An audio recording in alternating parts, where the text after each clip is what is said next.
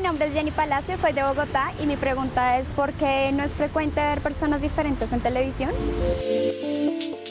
Ahora yo tomo el control.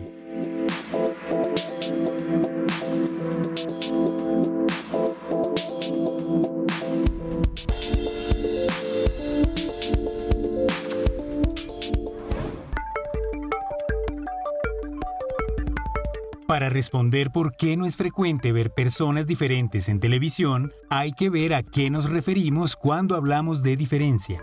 Podríamos pensar en las poblaciones minoritarias como las étnicas o la comunidad de personas con discapacidades. Y sí, podría parecer que no estuvieran muy representadas en la televisión, pero estuvimos indagando y encontramos datos interesantes que nos dan para reflexionar. A la fecha, no hay en Colombia una indicación puntual que obligue a los productores de televisión a reforzar la participación o representación de las personas con discapacidad y otros grupos poblacionales tradicionalmente subrepresentados en la pantalla. Y aunque pocos, hay estudios que indican que sí se representan estos grupos en la televisión, pero no siempre de una forma que aporte a la reivindicación de sus derechos. Normalmente, la discapacidad se ha representado como un problema, por las barreras que representa o como argumento útil a la trama de la telenovela. Los personajes sobre quienes recaen las discapacidades son los personajes secundarios de las telenovelas, seguidos de los antagónicos y protagónicos. Además, las discapacidades más representadas son las psicológicas, sensoriales y motoras. Ella es Isabel Bermúdez, líder de la investigación de la Escuela Colombiana de Rehabilitación y experta en asuntos de discapacidad e inclusión social. Isabel realizó un estudio para determinar la participación y representación de las personas con discapacidad en la televisión.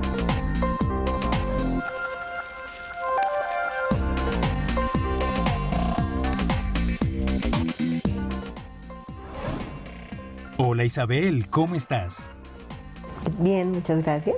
Isabel, ¿qué tanto se representa la discapacidad en las pantallas de televisión? ¿Qué nos puedes contar?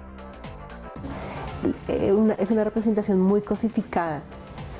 Es decir, por ejemplo, cuando es en lo dramático, en la ficción, lo que sucede con la discapacidad es que se integra como un rasgo que sirve a los propósitos de la narrativa de esa historia de ficción, por ejemplo.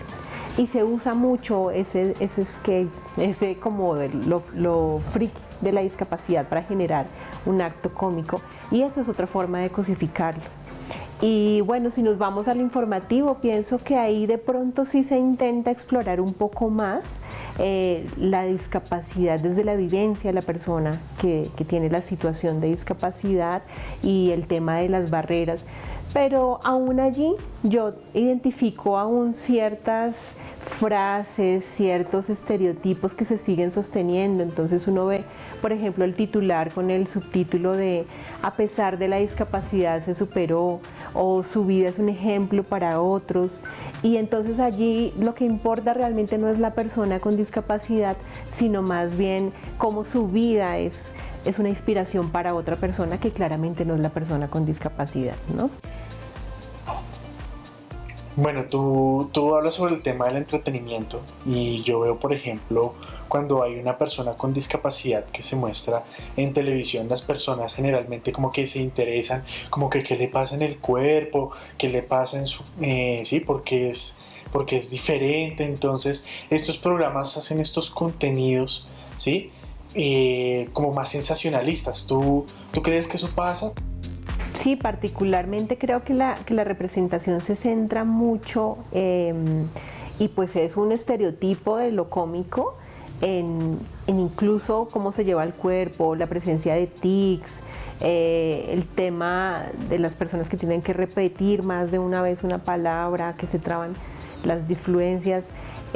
Son personajes cómicos la mayoría de veces y es una representación en mi criterio un poco negativa, porque se centra en el déficit y no en otras cosas. Bueno, ¿a qué conclusiones has llegado a través de tus estudios, de tus investigaciones? ¿Qué podrías contarnos? Bueno, yo hice una investigación, eso fue en el año 2006, en el marco de la maestría en discapacidad e inclusión social, que es la maestría que cursé en la Universidad Nacional de Colombia, que exploraba cuál fue la representación de la discapacidad, particularmente en las telenovelas colombianas. Entonces el estudio básicamente miró, pues en una primera parte, una descripción general, miramos la discapacidad, si aparecía de qué tipo, por ejemplo, si la discapacidad era más asociada a lo motor, es decir, a afectaciones en la movilidad, el desplazamiento, o si era más de tipo sensorial, personas con limitaciones para ver, para oír, o si era más del plano psicosocial, lo que conocemos como enfermedad mental, o aquellas situaciones que eran mixtas. Básicamente de las 56 telenovelas encontramos 35 que claramente incluían personajes con discapacidad. De esas había solo 5 que no representaron personajes con discapacidad y otras 16 que no pudimos rastrear. Luego de eso encontramos que lo que más se representa en materia de discapacidad es sobre todo la discapacidad de tipo motora. Respecto a la motora, pues me refiero a las personas que usan sillas de ruedas, muletas, bastones. Y muy seguida de esa venían la discapacidad más de tipo sensorial, personajes sordos o ciegos que aparecen en las telenovelas. Esta sí era más femenina.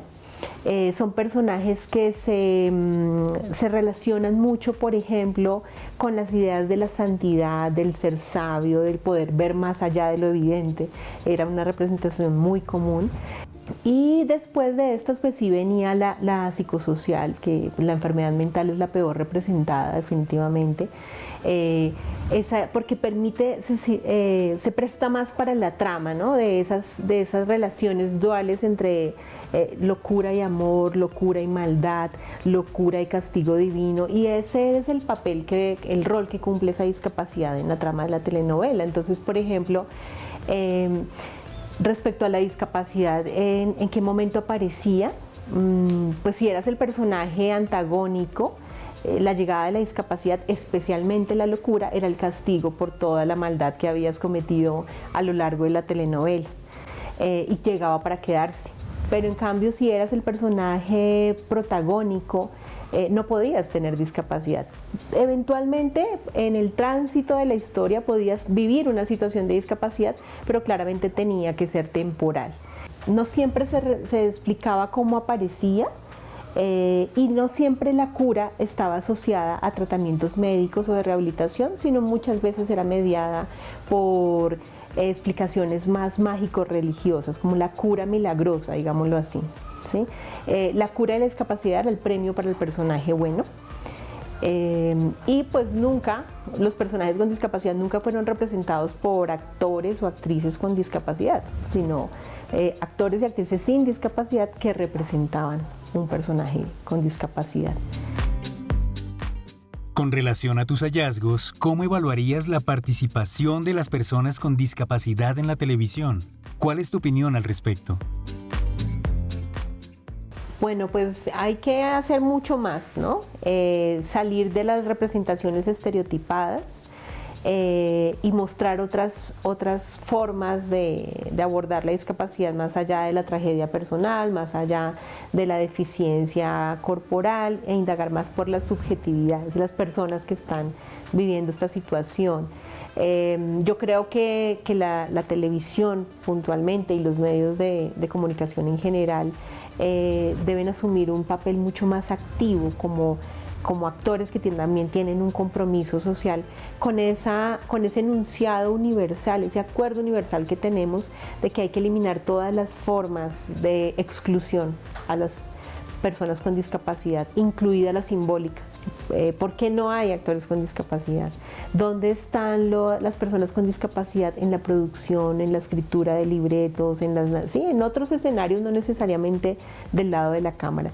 Esa sí es la verdadera inclusión. Darles la oportunidad también de narrar sus historias desde su propia voz. Bueno, tú me ves en este momento. Soy una persona sorda haciéndote una entrevista. El hecho de que una persona sorda sea el presentador de un programa de televisión y sea el defensor de Canal 13, ¿qué te hace pensar? ¿Qué opinas al respecto?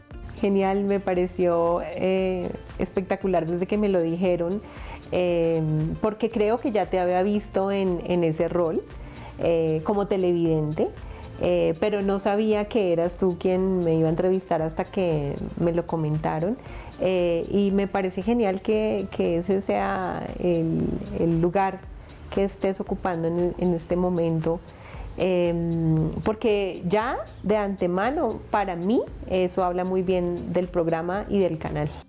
Isabel, muchísimas gracias por este espacio, por este tiempo que compartimos en el cual abarcamos este tema. Ahora te quiero enseñar una seña. Me voy a hacer a tu lado. Hoy te voy a enseñar esta seña. Televisión incluyente. Quiero ver cómo la haces. ¡Excelente! Ahora vamos los dos a mostrárselo a la cámara. Al mismo tiempo. 1, 2, 3. Televisión incluyente. De nuevo. Televisión incluyente. Muchas gracias. En conclusión y como respuesta a nuestro televidente, este programa es un ejemplo de televisión incluyente. Y por eso hasta ganamos un premio el año pasado. En general, toda la televisión debe seguir procurando la diversidad en las pantallas para que éstas cada vez más se parezcan a la vida real en donde todos somos diferentes. Nos vemos en un próximo capítulo.